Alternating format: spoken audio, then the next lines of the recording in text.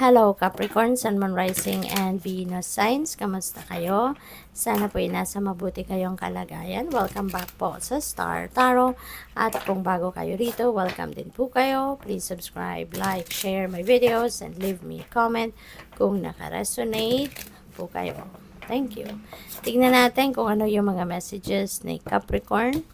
First message ninyo, we have the Three of Pentacles. Napakaganda kasi meron ditong tulungan, meron ditong teamwork, no? Siguro sa trabaho ito, lalo-lalo na marami siguro kayong ginagawa and maybe meron kayong mga assistant din, ano, na katulong. No? And you are working hand in hand, kumbaga dito, para matapos ninyo yung task at hand, mapagtagumpayan ninyo kung ano man itong special task na ito, yung ganon. So, this is really good kasi talagang mapapractice dito yung inyong teamwork, no? Good luck. Two of Pentacles, there could be decision making na kailangan ninyong gawin, and this could be related to money. Baka related ito sa finances, no? Financial decisions ang kailangan ninyong gawin sa ngayon. Maybe may mga kailangang i-prioritize at siguro maraming kailangan pagkagastusan, ano?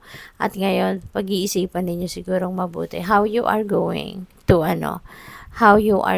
to manage the money, ano yung uunahin, ano yung isasantabi muna, ano yung dapat maghintay, yung ganon. So, maybe, dito, pinag-iisipan, no? Pinag-iisipan kung alin dito yung ipaprioritize, no? We have Five of Cups, may panghihinayang, no? Merong, ang iba sa inyo nalulungkot kasi maybe you have lost something or maybe you have missed an opportunity, pwedeng ganon. Kaya parang sobra kayong nanghina, no? Napaghinaan ng loob kasi baka marami kayong what if, 'di ba? May what ifs kayo na what if ginawa ko ganito, what if pumunta ako, what if nagmadali ako, 'di ba? Maraming what if. So there's a lot of parang regrets. Pero alam mo, Capricorn, hindi mo kailangan na pahirapan ang sarili mo by doing that, no? Kasi kung ano ang para sa'yo, para sa'yo. Diba? Whatever it is that is meant for you won't pass you by. Kaya wag na kayong manghinayang, wag na kayong malungkot, no? Wag na kayong manghinayang. Just focus on moving forward in your life. Kasi, 'di ba, ang para sa iyo ay para sa iyo. Hindi yan i-deny sa iyo ng Divine Universe kung yan ay nakatakda para sa iyo. Kaya wag na kayong malungkot at manghinayang. Okay? Move on, move forward, and just focus on what you have. No? Just focus on what you have. Kasi kung ano yung naka-destined para sa'yo, yan ang dadating sa'yo, yan ang meron ka sa ngayon. Kung ano yung kailangan mo sa buhay, yan ang ibibigay sa'yo.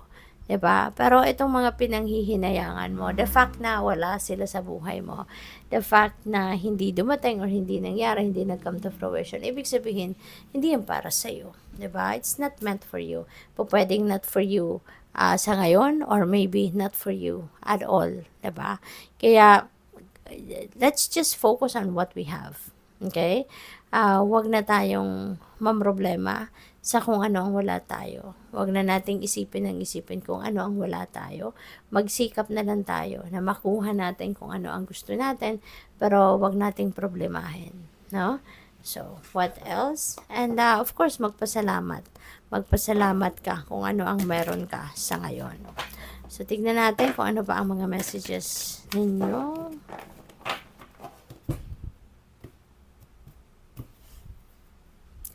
We have emerging into grace. I open my soul to grace. Yan. Ito yung dapat, no? Sige. Soak in sa kung ano ang meron kayo. Ano mga blessings na dumating na sa buhay mo, yan talaga ang dapat na pag-focusan ninyo. Yun talaga ang dapat na i-embrace ninyo. Yun ang dapat na ipagpasalamat ninyo. And whatever it is that is yet to come. Okay? So, what else? We have expecting miracles. Miracles are blossoming in my life. Ayan. So, maaari, no, na kung ano man ang ini-expect ninyo na mangyari, maaari yan ay mangyari. Diba? You are expecting a miracle, and when you believe, when you believe that you deserve the miracle, you deserve your prayers to be answered, mangyayari yan. Lalo-lalo na kung yan ang yung pinagdadasal mo, yun talaga din ang nakatakda para sa'yo, yan ay mangyayari at mangyayari. Okay? Kaya, i-align mo na yung sarili mo, with this energy, with this miracle. Kasi kung yan talaga ang nakatakda para sa iyo, yan ay ibibigay sa iyo ng universe in the most unexpected time, no? So what else? We have manifesting dreams. Look at that. 'Di ba? My dreams are coming true. Merong mga biyaya na paparating talaga sa inyo. Maaaring hindi ito yung mga inaasahan ninyo na dadating, pero it is what is meant to happen sa ngayon. Kaya yun ang mangyayari. Yun ang ibibigay sa iyo. So, probably, yung pinapangarap ninyo rito is prosperity and abundance, no? Kasi ito, hitik na hitik yung mga vegetables dito sa lalagyan, natumba na sa kapunuan, sa kabigatan. So, maaaring prosperity and abundance is what you are dreaming of na magkaroon. And you never know, baka ito na yung dadating sa buhay mo sa ngayon.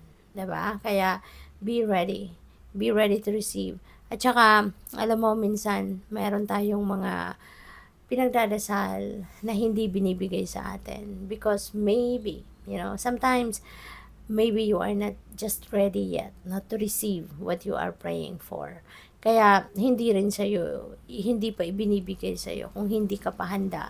Kung paano mo i-manage yun, 'di ba? Ano ang gagawin mo doon kapag nangyari na, kapag dumating na, 'di ba? Kung hindi ka pa handa, hindi ka pa nakapagplano, hindi ka pa nakapag-isip kung ano yung pupuntahan ng mga biyayang hinihingi mo, or paano mo ito i-manage sa buhay mo, 'di ba?